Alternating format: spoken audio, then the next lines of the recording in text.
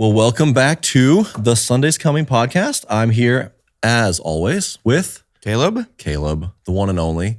And I'm thrilled to have Toby Walters, or Tobias. Sure. Should be your birth You call name. me what you want. I'll call you by your name.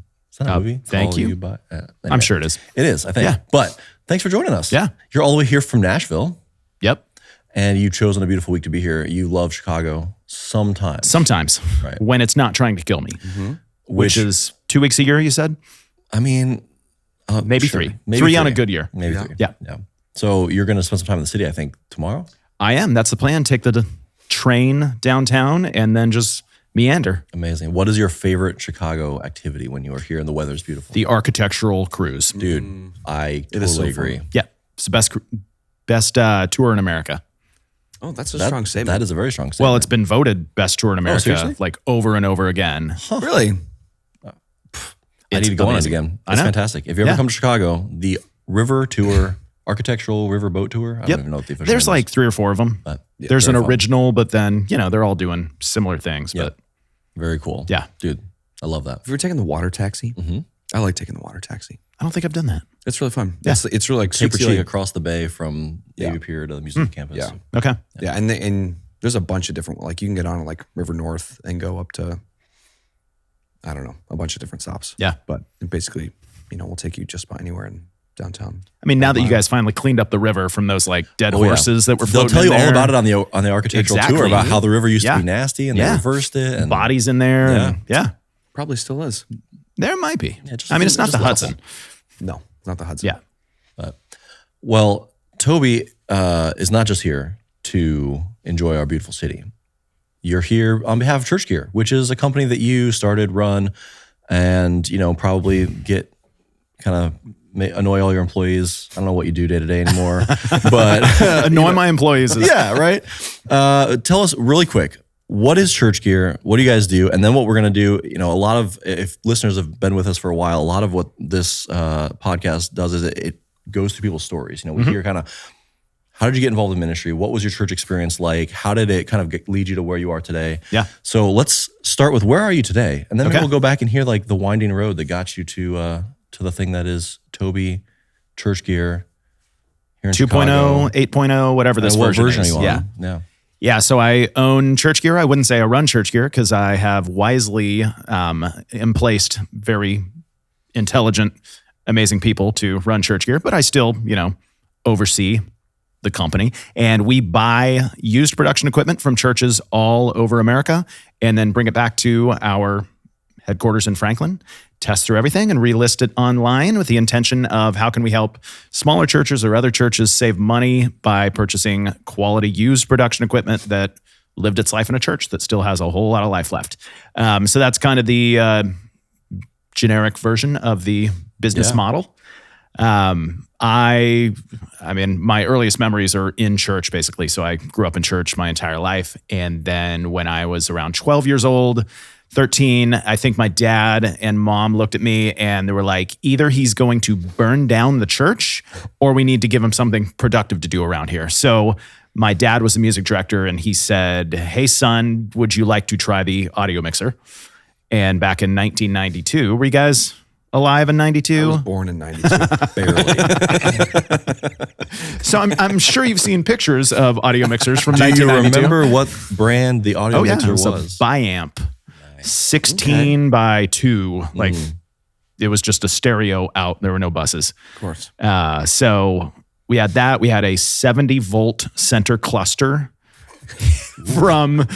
It had to be at least from the 70s. It was awful. That's awesome. And there was a TOA amplifier, and our big splurge was the Clark Technique parametric stereo EQ. Amazing. Gotta And get that 70 volt center cluster sounding good.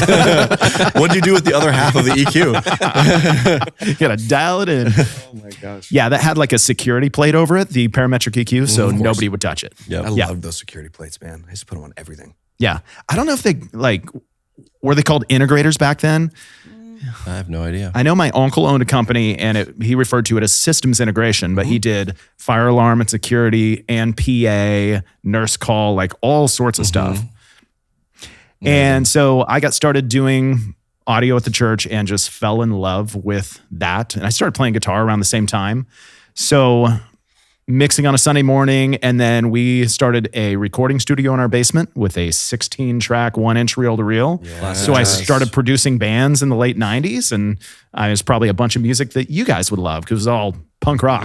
Are either of you into ska? Of course. Well, this would have been, I don't know, youth group era. Yeah. Yep. Yeah, so a lot of punk rock and ska. OC Supertones. Yes. 5 Hour Frenzy. 5 Hour Insiders. Welcome to Canada. It's a maple leaf state. I love that song. Best lyrics. And late teenage years, I started leading worship on Sunday mornings and then fell in love with that and decided, originally I was like, I want to be a record producer, mix engineer. And then I started leading worship and I said, no, now I want to be the next Chris Tomlin. I mean, Chris Tomlin wasn't even Chris Tomlin quite yet. Hillsong had released like Shout to the Lord and Darlene Check. That's how it's a very complicated last name. But so I went to a Christian university and did church music and youth ministry as a degree, which had one course in youth ministry because that part's not important. I mean, how much class do you need to learn how to play Chubby Bunny? You're fine. Yeah, you're good. What a fun game. So pursued, worship ministry. I got a job at a tiny Nazarene church in San Diego. There's like 50 people on a Sunday morning. And So, wait, back up. So all this is happening, you live in California. yeah, sorry, in San Diego. Did you go to, where'd you go to school? Point Loma Nazarene University. I'm not a Nazarene. I've never been a Nazarene. I don't have anything against Nazarenes. It just happened that way. When I was in high school and I wanted to go to college, I basically was going to go, I wanted to go to one of 3 where I went, Greenville University. Which, it's fine. Met my wife. Colorado Christian University. Okay. They had like an audio engineering program. And then Point Loma had some sort of something in audio. And I only wanted to go there because I wanted to go to San Diego and I wanted to live near. Did you ever tour the campus? Nope. Do you know what it looks like? I have seen from online. I think Toby's trying to say you made a huge mistake. And you should have gone there. My parents were like, you're not going to move that far away. I'm like, okay. I get it.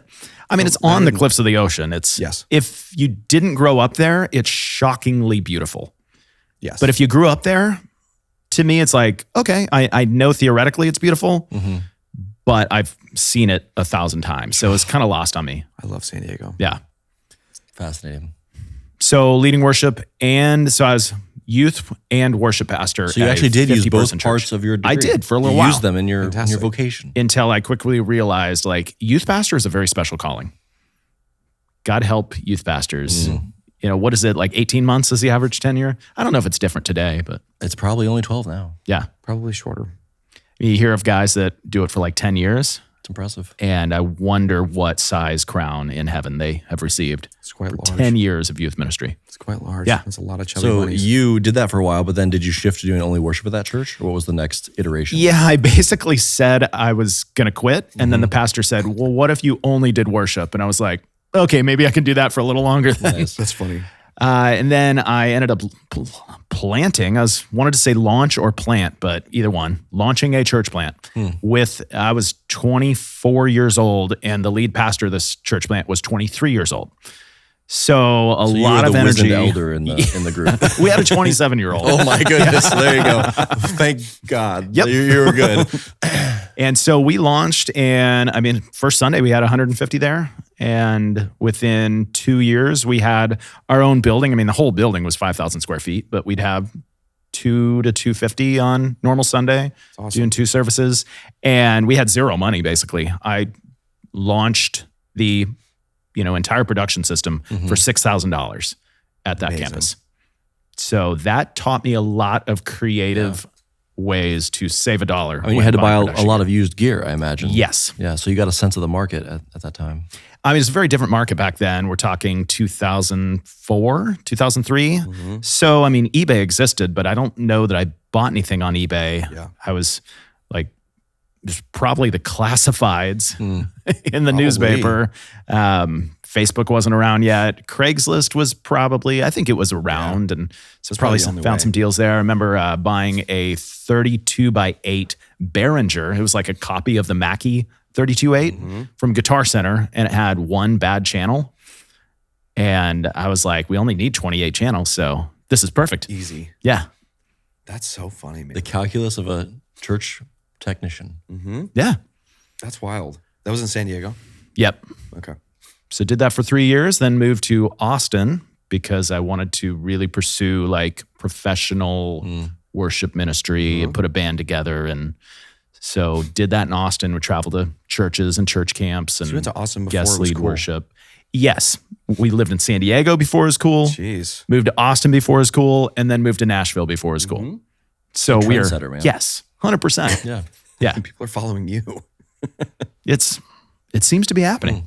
I don't know where I'm going next yet, but Well, if you did, you couldn't tell us because you can't. that's a good point. You can't. I let that don't want to out, ruin right? it yet. Yeah. Oh my gosh. It was going to be Sarasota, Florida, but then that started to blow up a bit. But that was more like when I retire, I want a Florida house, you know? Yeah. That sounds pretty great. Yeah. You don't go back to San Diego? No. Really? Yeah. I'm an Enneagram 7, so I never want to go backwards in life. Okay. I want the new adventure. Yeah, that sounds Yeah. accurate. So you, when you were in Austin, you were like, what were you doing? You were playing in like a worship band and traveling? Yeah, I put a band together and we would travel to different churches. And then we became the house band at Calvary Austin. It's Calvary Chapel there. And became the house band in September of 2008, Okay. right Perfect. before the crash. Yep.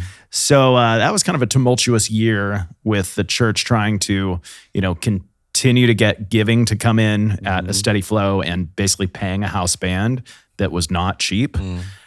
So, about a year after that, the church had to let us go, financially speaking. And at that point, I started buying and selling gear as my full-time income while looking for my next worship pastor job. So 2008, interviewing at churches all over America. Actually had a phone interview with Willow Creek it was called the McHenry campus back then, but now it's Crystal Lake. Crystal Lake, yeah. Yeah. And Right next to me. Willow Creek, the HR person called me for the initial interview and I answered and I was in the hospital room with my wife in labor. I mean, she was like in the very early stages, but I was just answering the phone to basically say that we're going to have to reschedule. Yep. And my wife, who grew up in San Diego and now lived in Austin, Texas, is about ready to give birth to our first daughter. And I'm on the phone with a church in Chicago. And so she looks at me. I don't think the epidural was in yet. So she was still very moody at this point. And she's basically like, hang up the phone or die. That's amazing. Yeah. So I did not end up at Willow Creek. I have, no regrets. And also I'm sure whoever got that job was a much better fit than me anyways. And they had to live in Chicago. I know. So And you can't just live in Chicago 3 weeks of the year if you live in Chicago. that usually is a deal breaker for The most other thing jobs. is like have you been to McHenry and or Crystal Lake? Yeah. Okay. So it's not Chicago in any way, shape, or form. Yeah, it's true. Fair point. Fair point. The weather is the same though. Right. So Yes. I'm not going to say anymore. Yep. Well, they were looking for a worship pastor at that campus as well as the downtown campus at that point. So I Downtown said, campus is cool. downtown campus, that sounds awesome. Yep. And they described what they were looking for. And I'm like, that's not me. They're like, we want somebody who's kind of like does really well, like multicultural and has different, like a lot of different influences because it's very much a melting pot down there in the city.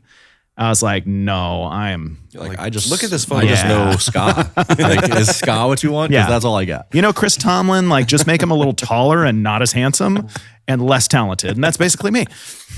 So what was so that you just kind of covered a lot of different scenarios here. So as you kind of move from this church plant era, right, into this sort of like house band, but also touring. So it's very interesting, kind of the scenario you had going on in Austin. Like, what was that like? Like, how were you transitioning into this wholly different world? Like, what was that like for your family? Like, it's just a big change from.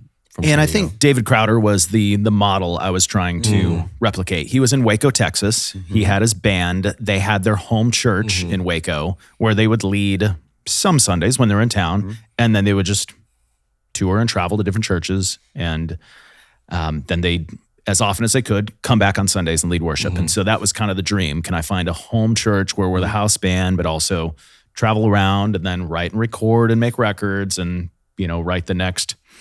Trying to think what, Illuminate. one of the big songs was in that time frame, like 06, 07, 08. God's that is God's like- Great Dance Floor. That is like peak. Yeah. David Indescribable by Chris Tomlin, like stuff like that. Phil Wickham was just kind of Crowder. Oh yeah, he was just coming out, like really big on the starting to hit scene. stuff, So that was the hope and the intention. That's wild. So then what brought you, or like what got you like into gear and starting to like flip it? Initially it was because I couldn't afford it, yet I desperately wanted it. So I had to find creative ways to buy stuff. I couldn't afford anything new. I do remember being 19 or 20 years old, going into Guitar Center and seeing a few things. It was like a drum machine and some studio monitors and I think it was a Rode NT1. Oh yeah. Large diaphragm microphone. And I said, I want to buy the stuff, but I don't want to pay for it today. And they're like, we can set you up with a Guitar Center credit card. I'm like, brilliant. Amazing. So I think it was like $250, $300 of stuff that I bought, put it on a GC credit card. And that was my first foray into buying stuff new. And then later realizing, oh crap, I actually have to pay for this stuff. And then my initial, 2004 eBay started almost a decade before that, but it was really becoming quite more, known and usable. And so I found a pair of Mackie 1530 three-way powered speakers. They were for sale in LA, and I lived in San Diego still. And they had an opening bid of $600, but local pickup only. I said, these things are worth twice this. I'm going to just put a bid of $600. And if I win them, I'll go pick them up. Yeah. And so I won them at $600, drove up to LA, 2 hours there, 2 hours back, put them back on eBay for $1,200 plus shipping and sold them. I was like, this is the easiest $600 I've ever made. I'd never made $600, guest leading worship at a church. Yeah. If we did, it was split 4 ways of the band. And then you got to put cover some gas. towards like gas and equipment and all that. So yeah, that was more money than I'd made in a 4-hour round trip than I could have ever dreamed. It's amazing. I was like, can I do more of this? And I just started doing more of it, find good deals on Craigslist and, flip it on eBay and make some money. And it wasn't really until like 2019, 15, 18 years later that I thought to myself, maybe I should do this for the church.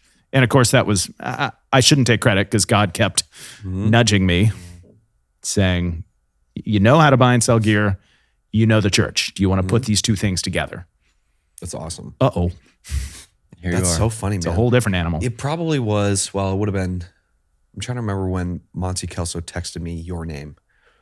It probably was 2021. Yeah. I'm sure it was. Late 2020 maybe, but probably early 21. Yeah, probably early 21. He's like, you got to meet this guy. His name's Toby Walters, and he runs this company called Gear Church. Yeah. And I was like, that seems odd. Tell us the story of the name. Blake, cover your ears. So yeah, I remember sitting poolside at our neighbor's pool, because we don't have a pool, but with my wife as our kids are in the pool, and I'm just bouncing name ideas off her for the concept of this. I remember Gear Chapel, and she's like, that sounds a little traditional. Yeah. Like that sounds like the nice version. And I'm like, well, I really like the name Church Gear, but it's always, I don't know about you guys, if you have a name idea, like go and see if the URL is available. Yep. And Church Gear was available, but it was really expensive. Interesting. I was like, I'm not going to put a bunch of money into an unproven idea. And I thought of Gear Church, and I was like, that's kind of cool. And Gear Church was available, and it was $30, whatever Easy. GoDaddy.com, minimum price is. And so started with that. And poor Blake, who's still our brand guy and will fight to the death for our brand protection, he bought in. He's like, Gear Church, I like it. Let's do it. Let's create brand assets. Let's, build the website and all this. And then 6 months later, I went ahead and bought churchgear.com because the idea was working. And so I said, we could still be called Gear Church, but our website could be churchgear.com. And then smart people were like, I think you should just call it Church Gear. I was like, that just sounds like a category though. And they're like, yeah, but, and so eventually I was like, yeah, we're going to change the name. And poor Blake, he took a shot of Pappy and Changed all then, your assets. yes. It's amazing. All these t-shirts went in the trash. Yep. Well, so some of them still exist. And our warehouse wanna find manager, one so bad. Chris, he has a stash somewhere of Gear Church assets, and he loves to just like strategically place them around our warehouse just to mess with Blake. You need to send me one. Yeah. And then next time I'm there, I will wear it at the office. Yes. Although if Blake's listening to this, he knows the plan. Blake, I know. Should we cut this out of the podcast just to mess with him? Yes. It's kind of like we can't tell anyone where you're going to move to next. Yeah. It's a good point. I mean, I remember when Monty texted me though. Yeah. And I think he sent me the website, and I was like, this seems like a scam. Yeah. Like I literally was like, are you sure this is real? And I remember telling my team, I was like, have you guys ever heard of this guy? We're like, no. I'm like, well, a friend of mine who I trust said he trusts him. So let's just see what he's all about. And I knew Monty because I did a candidate search back in 2008 and 9 with Slingshot Group, and Monty and Stan got me connected with several jobs. I remember talking to Tim Foote back then and Brian Wurzel. Yeah. And going on some interviews, and I joke with Monty still today that I was unhireable, and he reassures me like, no, we just didn't find the right place for you. Yeah. Like, he's so kind. Yep. So, you know, it was almost a decade later when I called him back and said, hey, I'm starting this idea, and you know, so many people connected to the church, and so That's then so funny, man. connected So with then, you. I mean, I was at Christ Community. You came out. You were actually there. Rented some truck. Big I don't old remember Penske. Who else was there? Blake was there, and Brian Saganaro, Yes. Siggy. Yes. So the three of us with your team got your Meyer PA that you had moved 3 times at that point. Yep. I mean, it was the like we just kept moving it around the building because there's pallets and pallets of PA. And Yeah. we were just like, you know, the youth guys would be like, you got to get out of the space. We're doing something. I'm like, oh my gosh. And we just kept literally pushing it back and forth all over the campus. And I think we had at one point like rented like a shipping container or something. That's where it was. Yeah. And then we're like, we're not moving this again. We're going to put it in here, and it's going to stay in the parking lot until we figure out what to do with it. Yeah, and that's where it was when you came and picked it up. And I'm like, hey, you want to go for a walk? And hand wrote a check at the time. And I remember you being like, I've never written a check this large in my entire life. And I was like, I've never held a check this large in my entire life. What is $37,000 or something like that? I think the first one was like close to 70.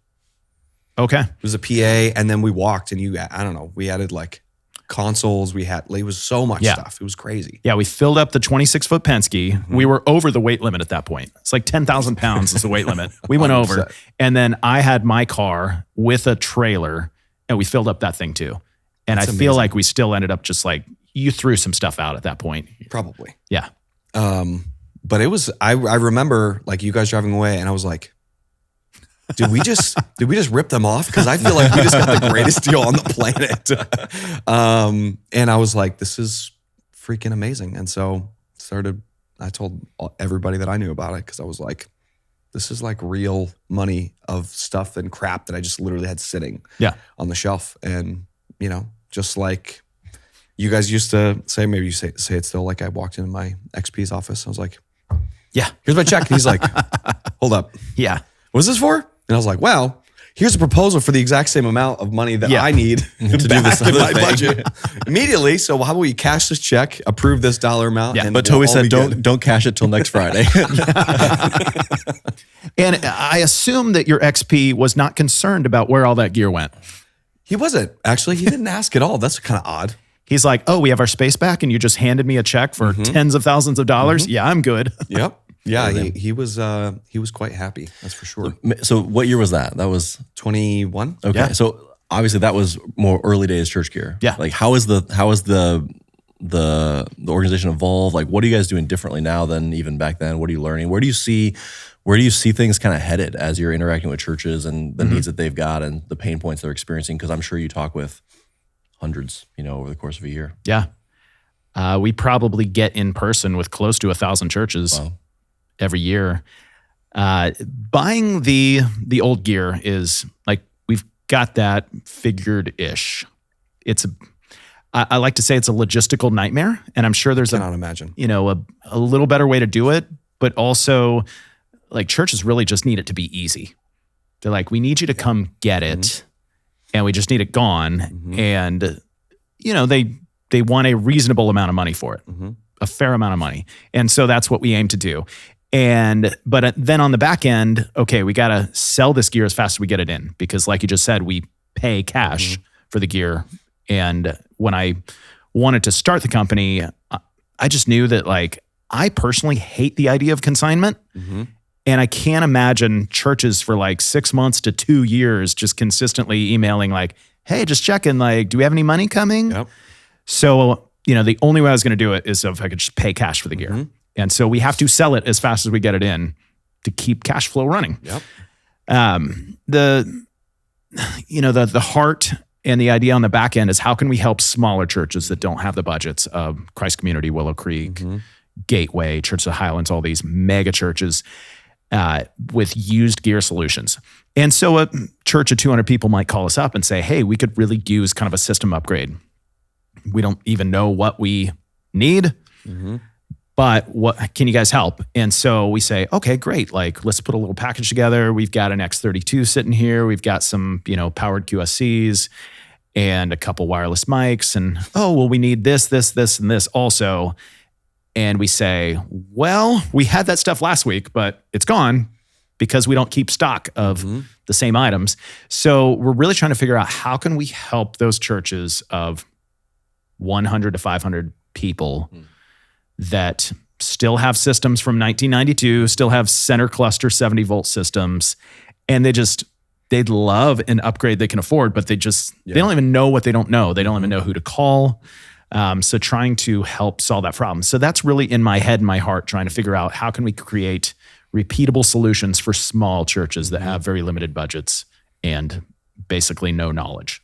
That's awesome. I mean, when we were there, when were we there last? Maybe last April. We went to the Franklin warehouse for the first time. I don't know if you were there or not. I think I was. You might have been. I was like, this is like walking back in time and some of like the greatest gear that like I remember seeing or touching for the first time ever. Yeah. Like this was the first console that I ever mixed on in 2007 or whatever, whatever year that was. And it's just such a fun thing to look back and see all this like crazy gear that I haven't touched or seen in years and years and years. And we'll get stuff like, we have a Lexicon 960L. And why a church had that, don't know. I'm not going to argue with it. Yep. But then we'll also get, an Allen and Heath D-Live in. Like just stuff that's maybe a year old that the church just decided like, those are a wrong fit for us. We're going to go with something different. So we have like the entire gamut. And some churches need an SC48 because they can't afford to go to an S6L. They're like, we have SC48s and we need to keep them going for a few more years. Yep.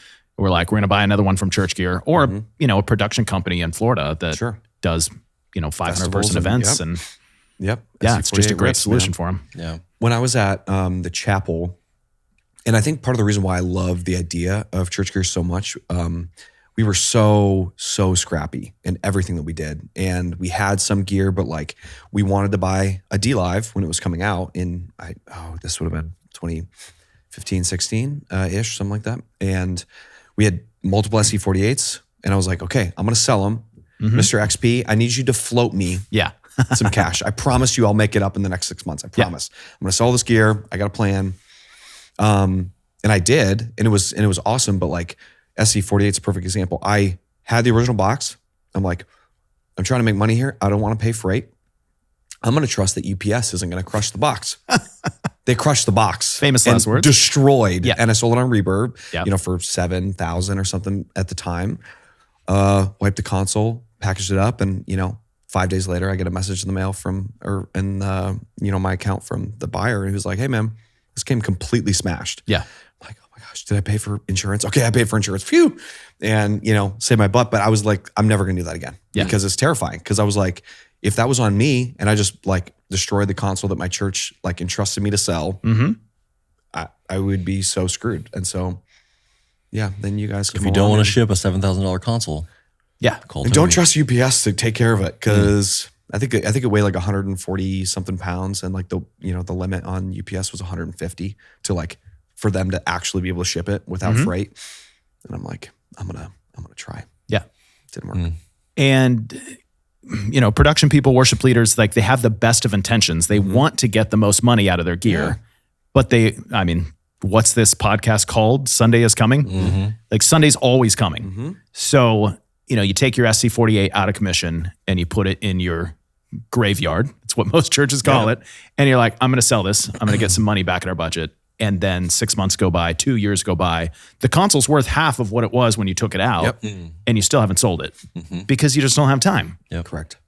And I get it. And also realize like Church Gear has 40 people on payroll to do this process. That's a lot of people. It's incredibly labor intensive. Yeah. Well, and you guys are also like taking gear that is, hey, Toby, I promise it works. It doesn't work. Most of it works, but we know that some of the things don't work. Been sitting in the graveyard for 2 years. Yes. And yes, that's just so you what guys happens. got, you have guys that are like repairing this stuff and getting ready to, flip it and send it out. Yeah. At the end of the day, I don't really care how much more I could have potentially gotten it for because I didn't. Yeah. And I didn't sell it. And it, just like you said, it sat for 2 years or whoever, and every church has the closet. Like that was I don't know if you still say that, but you're like, my whole thing is like every church has a closet full of gear. Yep. Every church. And I've never walked into a church that doesn't have, oh yeah, that's our storage area. That's blah, blah, blah. Yep. And it's just the oldest stuff you've ever seen. Anywhere from a closet to a central warehouse. I mean, we were at Willow Creek yesterday. Yep. I'm walking around some fun spaces to see many and old, lots of old storage, it's crazy. Yeah. Have you seen the sort of like the needs or the pain points change over the years of like what churches are looking for or like what they're calling about, or is it fairly consistent? Yeah, I mean, in some ways it's fairly consistent. COVID definitely threw a wrench in everyone's plans. So for a couple years, people were just like, let's get anything in that'll work because I can't get new stuff right now. And so that's starting to turn over where it's a lot harder to sell stuff that we could sell a year ago, year and a half ago, for at least the same amount of money. So gear is aging faster right now than it has in a long time because the supply chain caught up, because the economy has gotten a little weird with, inflation has gone crazy. Gas and groceries are a lot more expensive. So people are spending differently on gear purchases. Well, and it's, I think the cool part about it is you are now giving a church who probably couldn't afford a brand new Digico SC12 the opportunity to go, I could save $20,000 to buy this. It's sat at a church for 2 years. It's not Never toured. It's never toured. It's not sitting in a road case. It's not at a festival getting dirty and dusty. It's sitting in a church off for 6 days a week. On for 4 hours. And that's it. So it's like, it's a, amazing opportunity for so many people to just like get their feet wet into some gear they just wouldn't have been able to afford at all, which is super cool. And knowing that, we have an entire tech team that goes through every single bit of that Digico SD12. And then for churches specifically, we do a 6-month warranty on our gear. That's a big deal. Yeah. I think did you always used to do that? Yes. So how often would you have, or Not I guess very early on, often. or were you having more like warranty calls like early on in the process? Really? Okay. I mean, if it works when it leaves our warehouse and it works when it arrives at a church, It's usually good. 99% it's going to work in 6 months. It's going to work in 2 years. Just take care of it because you're not moving it around and it's not on in a road case on trucks and going tour to tour. That's crazy, man. Do you guys engage with a lot of churches that are outside the U.S. that are in a situation where they need help with gear or don't have access to a lot of gear in their context? We sell and ship all over the world every single day. How many of those are churches? I'm not sure, but I mean, we certainly do get a lot of churches from outside the U.S. Do you guys buy outside the U.S.? We've bought a little from Canada. It just gets really tricky with importing and tariffs and shipping. If a church in Europe says, hey, we want to sell you our SC48.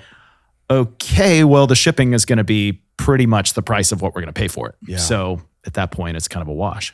That's crazy. Yeah, I guess I didn't really think about stuff like that either. But we just need to open Church Gear Europe. There you go. Now we're talking. Yeah. Where should we put it? I mean, we have so many options. You have many options. Yeah. I'll come out and I saw the Paris Olympics. So, Paris looked really nice on NBC and Peacock. Yeah. The weather was perfect according to that. They The river was maybe a little bit dirtier than Chicago River. Hey, Maybe not. Maybe, who I can don't say? know. I think we might have one up on them. I thought that they couldn't swim in it. I thought they couldn't do the triathlon. They in were the like river. measuring the coli? contamination level race by race to Yeah. see if they Are you serious? Yes, It's like if one more person poops in this river. exactly. That's it. That's the line. Amazing. Dude. Oh my gosh. Okay, so company has grown tremendously Yes. in the last couple of years, like tremendously. Yes. As a owner, like what's been your biggest like challenge with, because you're also hiring a bunch of ex-church people. I think a lot of We them. call them church refugees That's a better way to say it. that still love the church, want to serve the church, Yep. but their season of professional ministry is at least on pause, if not done. Yeah. Yeah. How has, I guess, from your standpoint, even like hiring those people, what's that been like? What's been your experience in bringing some of those people on? I mean, we do that too, like all the time. And so we're, there's a lot of people that come with church hurt / we still deeply love the church. We want to care for them. We want to serve it. We feel like, God has still like placed that desire on our heart to serve the church in that way. But sometimes you can do that without being, full-time on staff at a church. Yeah. I think, the quickest win in that transition is we don't work on Sundays. So just to have Sundays back and sit with your family in church and see what that's like again, I think is a very healing experience.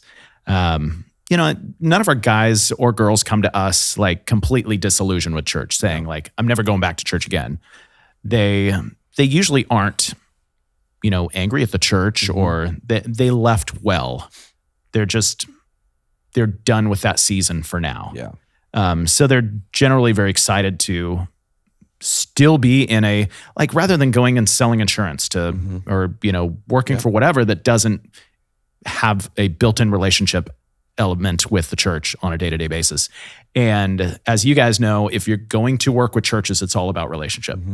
They have to trust that you are for them, for their mission, and they're fine with you making a profit because anybody intelligent knows if it's a business, you have to make a profit. Otherwise, you won't be in business anymore and you can't help us.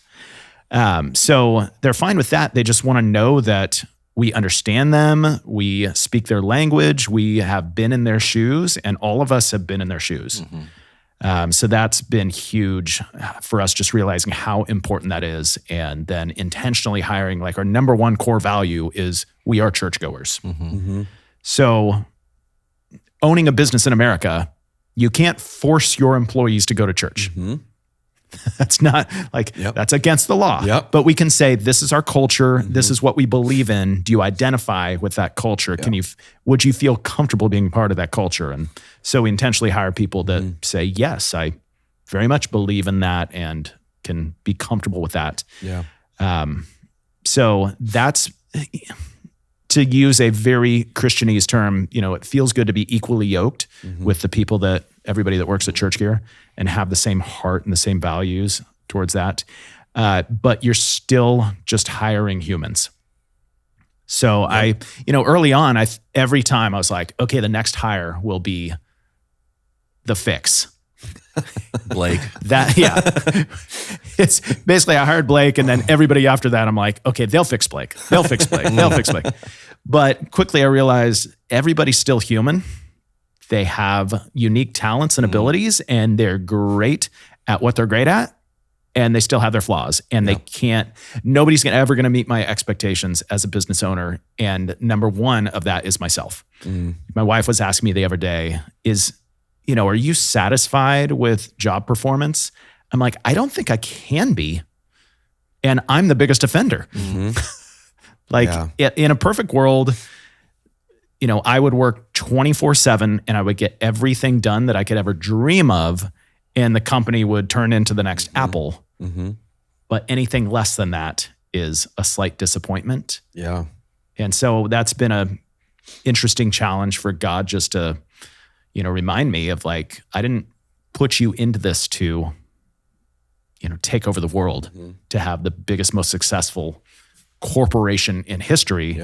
Like you're doing my work, and it's going to be hard a lot of days. I think that's a good word for even like people listening that have maybe they lead church staff, they lead volunteer teams.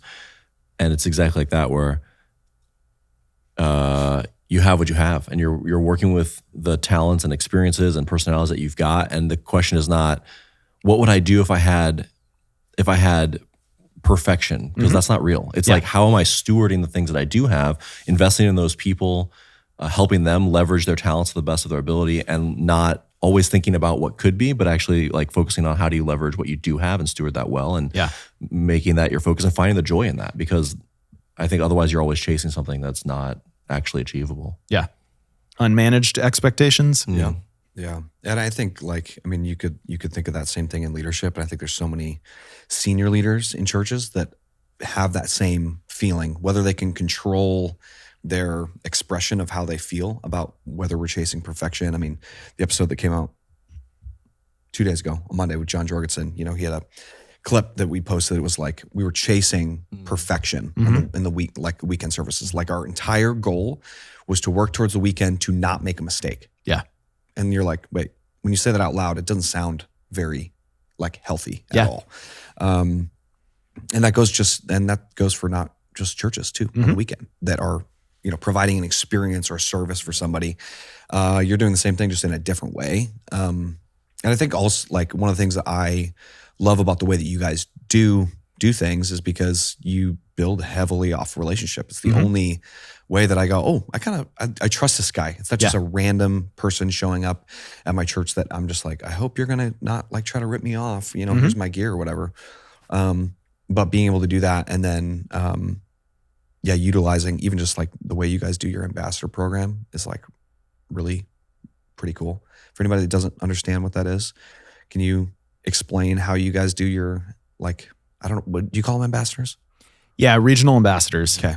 And we have 3 or 4 or 5 of them, depending on, the week and who's defining that role. But to have somebody who lives in a city that is very connected to the church world to represent church gear, but also the churches in that region. And the region could be as big as 3 or 4 states. Oh, wow. To, travel to churches, to just be in community with them, and, every 6 months go and visit and just buy them coffee and chat with them and walk their spaces and see, do you have gear that you need to sell, or, do you have a problem that we might be able to suggest a cost-effective solution to fix.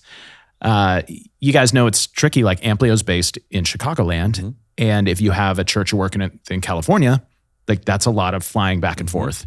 And so you want to solve their problems, but you don't have boots on the ground. And so for us to, my dream is to have however many dozens of regional ambassadors across America that can be boots on the ground, that a church says, hey, we have gear and we need it out on Thursday. Awesome. I'll be there on Thursday. That's amazing.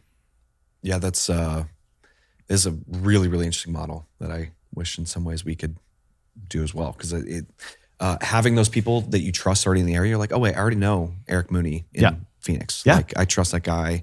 I know his church. I can go from Sun Valley or Christchurch or whatever and go hang out with him and trust him because I have hung out with him before. Yeah. He was just up in Chicago a couple weeks ago, by the way. Yep. I won't say, maybe I didn't text you a picture. I definitely He didn't. texted me a picture. I know. Because Eric loves me, but apparently you don't. guess not. Or you're just really bad at texting people back. Also that. Anybody who texts me, yes, that's very, very accurate. Yeah, we went to a Cubs game. It was fun. Love it. Eric's the best. He's a fun guy. Yeah, and he has the biceps of a Greek statue. I don't know if I was necessarily staring or paying attention. Maybe I should have. You should He have. was very observant. Yeah. Yeah. Gosh, that's crazy, man. So in this like season that you're in now, what are the things that you're enjoying? What are the things that you're like, wanting to do different or feeling like this, change coming? Like, I mean, you already started talking about like the change that COVID had in not being able to get gear. Yeah. Now people can. Like, there's new challenges for a company that has now grown to 40 people Yeah. that you didn't have in 2021. Like, what are the things that you're feeling as a leader? Yeah, you were talking about even how you've got a lot of people that are helping run the day-to-day and your sort of your role evolves, right? And I think that's something very relatable to a lot of people that are, in ministry or any kind of organization, that things change over seasons, and like you can't just do the same thing the same way all the time. Yeah. And Like, how have you personally just been processing through that change and stretching yourself, and what does that look like? Yeah, I am very much a visionary. So you give me a cup of coffee in a couple hours and I'll come back with 72 new ideas. And so year or two ago, I had to install somebody to filter my ideas and protect the rest of the organization from it. And so Brian Deshawn's our chief of staff, and he will say once a week, he tells somebody, my job is to protect church gear for Toby and protect church gear from Toby. So, me being freed up to be a visionary, it's kind of like a lead pastor getting out of the day-to-day to go meet with God, to see where God wants to lead his church, and then to come back and tell the church, this is where I really sense God is leading us, rather than, setting out parking cones on a Sunday morning. Like, it's great to lend a hand to the parking team, but really we need this lead pastor to be on his knees before God, like hearing where we're going. Like, that's his role. And so for me to be freed up to my role to like envision where we're going as an organization, and then also to be kind of the chief ambassador for church gear. So to come to Chicago and to hang out with you guys and chat on a podcast. And yesterday we went to Willow Creek, and Todd Elliott and I did a tech tour with Dave Cook at Willow Creek. And I had never seen the bowels of Willow Creek. That is an just unbelievable building and facility. We went all the way up to the steel grid stage. Yeah, the grid, 80 feet up. That was creepy. You walked like I on the grid. I had done, I had freelance years ago for GLS, and I was up there like rigging all these motors and stuff. And I remember feeling like terrified, bringing the chain up, on a rope. And I'm like, if I drop this chain, I'm going to kill multiple people. Yeah. Like, it's 65, 70 feet below the grid. And I'm dragging this chain up. I'm like, somebody please put the steel underneath this so I don't, drop the anchor point. It's ridiculous. It's very eerie. It's very terrifying. Yeah. And so to be, this is overused, I guess, a cliche in business terms, but I don't think it's overused. Work on the business rather than in the business. Yeah. And for all my people who I trust and have hired and installed and entrusted with their roles to get my fingers out of their details, to tell them where we're going, give them specific vision and direction, and then let them do what they're great at. Yeah. And so that's my goal day in and day out, is how can I do those things? Was that hard for you to transition from? Extremely hard. What was, what would you say is the hardest part? Because there's leaders listening right now that their staff wish that they would get their fingers out of their details. Correct. So like, how did you do that? And it's tricky because I still tell my people, I've done your job before. I did it for years. I'm not saying I did it well. Like, let's be clear about that. Yep. Like, I should not be testing the gear at Church Gear, but I did it for years. And so it's very hard knowing, you could say, if you were a church planner and you started the church yourself with a team of people, like, you've done everyone's job. Yeah. But it's kind of like, if you're going to hire intelligent people, you have to trust them to do their job.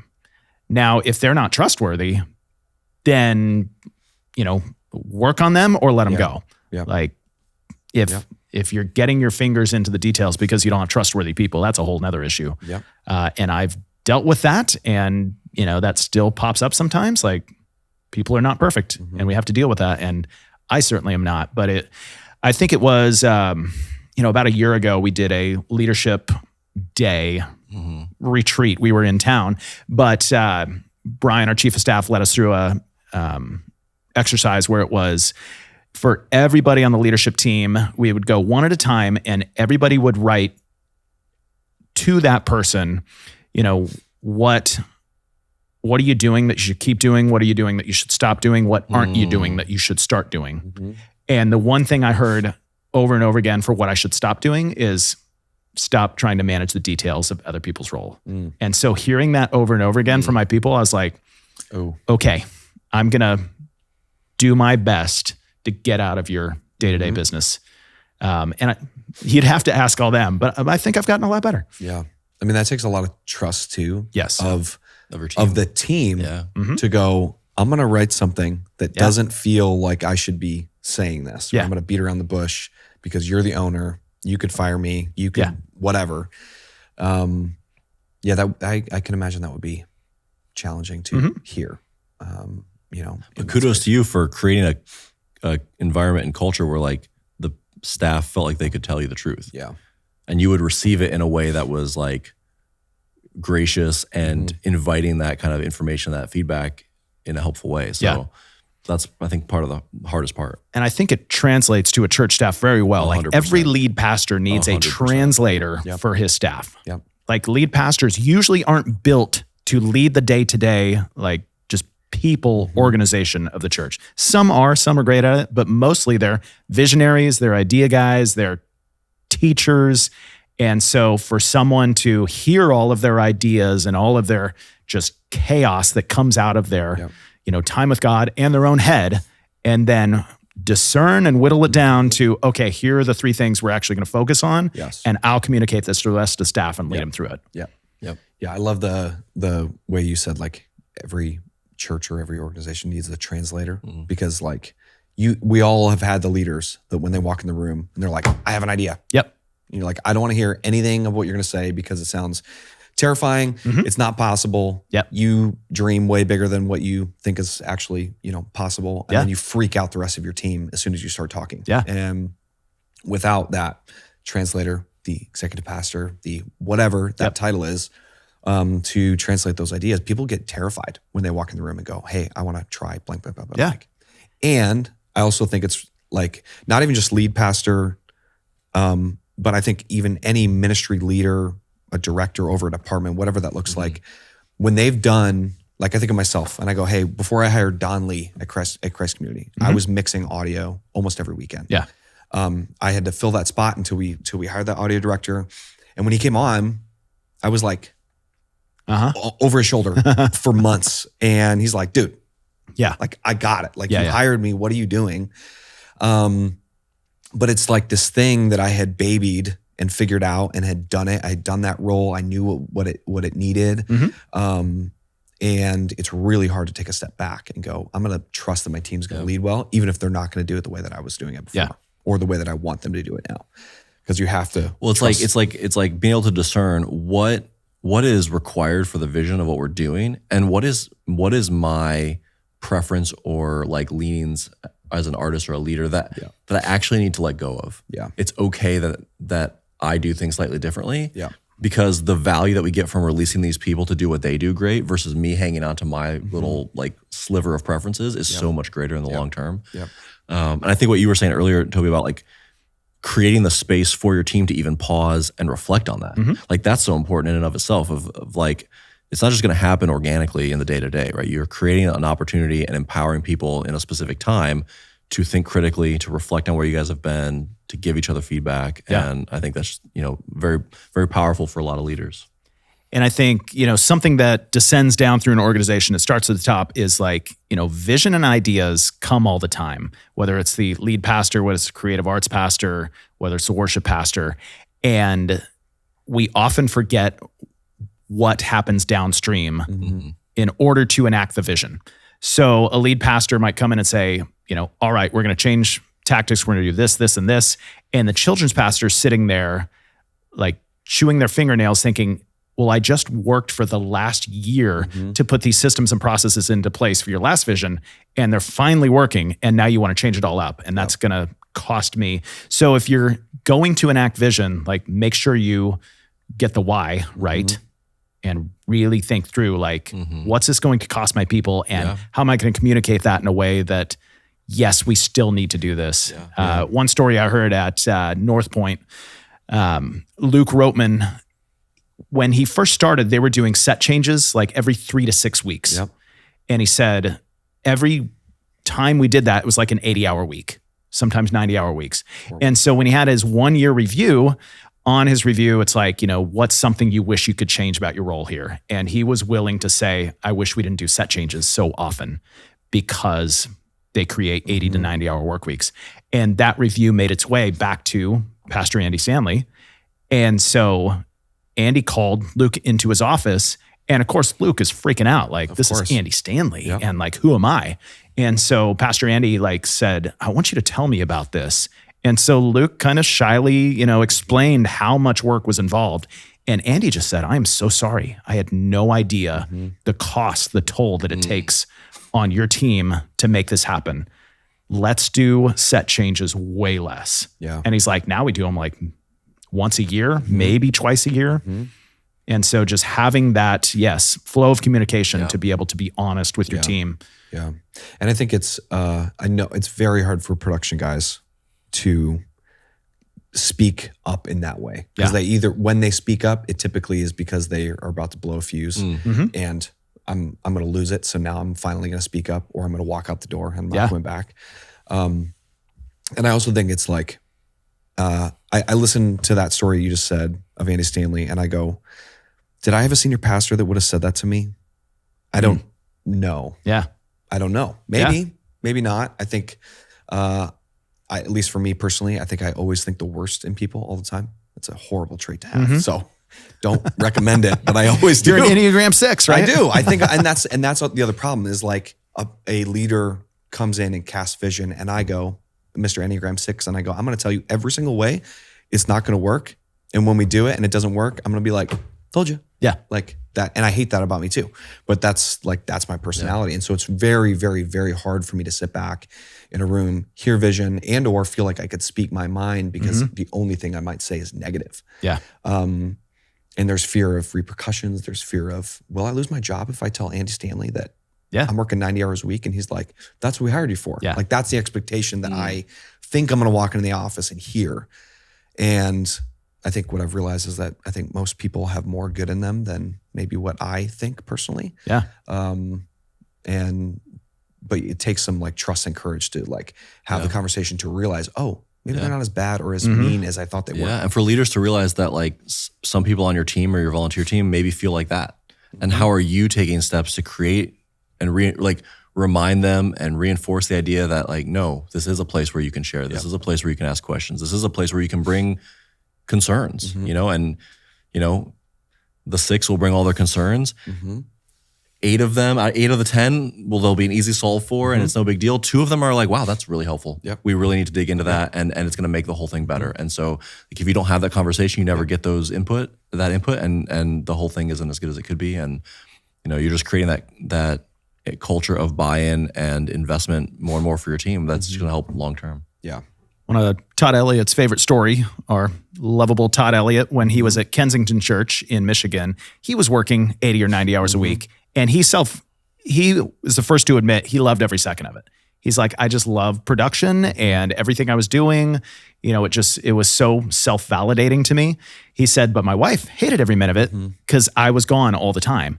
And so she finally got so fed up that she said, I'm going to go talk to the pastor. Yep. And so Todd is like, but also awesome. Yep. And so he said it was after a service on Sunday morning. And he said he's kind of cleaning up, and he likes to say, I was wrapping cables with one ear towards, my wife headed towards the senior pastor. And so he heard his wife kind of, nicely say, you need to stop asking my husband to work so much. He's never home. He's killing himself. And then the pastor just very graciously and kindly listens. And at the end, he looks at her and he says, I've not asked your husband to do any of this. He's the one who was chosen to work 80 or 90 hours a week. And also he needs to have the balls to come to me himself. And so Todd is like, Oh, sweet Bissy. Hello, Bissy Elliott. Yeah. I mean, set design is like a perfect example. I hate scenic changes. Have I said this before? Yes. I hate it so much. I hate it so much.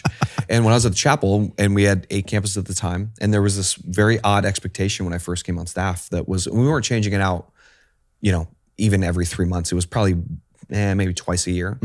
But we had to change out all of the campuses in 1 week, so that one campus didn't see the broadcast campus on the stream and was like, oh, why don't I have that cool looking set? And I'm like, there's not one person in that campus that ever said that. Yeah. But we thought that was the expectation, and we did it. And I remember one of those 90-hour weeks, and my boss, it was pre-Christmas, and my boss checked in and was like, hey, how's it going? I'm like, I'm about to quit. I hate my life. I hate this job. This is the worst thing I've ever done. I never want to work in a church again. And she's like, why are you guys doing it all in 1 week then? And I was like, I thought you said that we had to do all in weight. She's like, no, I said, I let you guys, or she said, I let you guys do it because I thought that's what you guys wanted to do. And I was like, okay, I'm going to do Christmas Eve. I'm going to take some time off after Christmas, and then we can come back and like reevaluate. Cause I was like, there was all an unset expectation of what I thought was necessary because I didn't communicate. I didn't ask the right questions. I didn't say, are we sure that this is the right thing? Is this sustainable? I wanted to be the team player and do what I was told. Even though I was never told it. And it was just all literally like our team going, oh, I guess we don't have to do that. And then we never did that again. And it was fine. I still don't like set changes, but it was fine. It wasn't as like brutal. So I think it just goes back to like, so many people have unset expectations of what they think the leadership wants of them. And I think if they're willing to walk in the door and have the balls to go, knock, knock, I don't like what I'm doing right now. I don't want to have to do this. And they go, we didn't ask you to do that, man. Yeah. Like we thought that was you. And we go, if he wants to do it, then be my guest, because good leaders will go, I'm not going to baby you. I'm not going to try to micromanage and go home. Like it's fine. And you know, there are right ways and wrong ways to approach that conversation. Never have that conversation on a Sunday morning.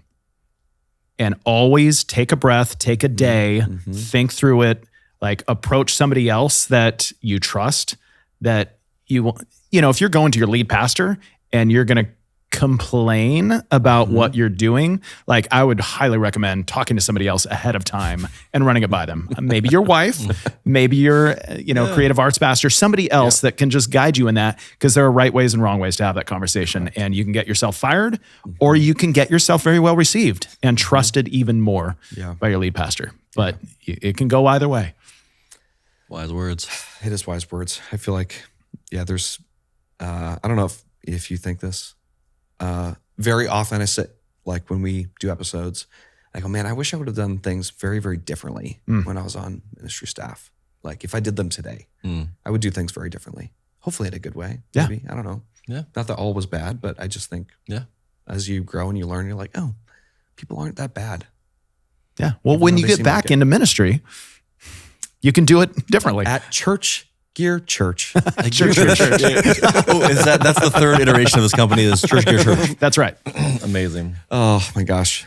Well, this has been awesome. Yeah, it has been fun, man. I appreciate you coming out and dropping some words of wisdom. You know, Pastor Toby. I've only had to pee the last 30 minutes, so my responses have sped up. It's actually, now that you mention it. Yeah. It's amazing. Okay, well, if people want to find out more about Church Gear, if they want to see what you guys have going on, what it looks like to maybe sell you guys some gear, buy some gear, even just call you up and ask for help, like what does that look like? Yeah. Churchgear.com, right on the homepage. Not gearchurch.com. No. Not Gear Church. That's a whole different thing. Okay. So churchgear.com, right on the homepage, there is sell us gear or buy gear. You have both options. It's very straightforward. You can just reach out to support at Church Gear or sales at churchgear.com for any questions. We have a podcast as well, the Church Gear podcast. We actually have some pretty cool guests on. You have some awesome guests. Sometimes we get some major names. Like just recently we did a lead pastor and production leader series, and Matt Chandler and Darren Whitehead and Jack Graham, they all came on with their production leader. That's crazy. Talked about the relationship. So got all those options. Our nonsense usually lives on Instagram. So I think it's at church_gear. And if you just want to not know why you're watching, but keep watching, it's on Instagram. I mean, that sounds like most Instagram content. Yeah. So you fit right in. Yeah, exactly. Man. Well, thank you again. And looking forward to next time you join us for the technically third time. Just not on this podcast. And dibs on the bathroom first. You got it.